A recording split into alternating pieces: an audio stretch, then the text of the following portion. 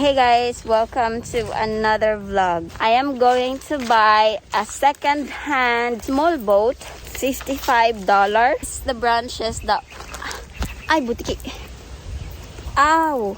Fish pond dry. Their wood was broken. That's why no more barrier. I am chopping this squash. This is the prawn or shrimp food. We are going to boil that and give to the shrimp. Look at those houses. This is Bunsod, guys. So this is the small boat, guys. So this is Richard. We are going to the fish pond right now using this boat.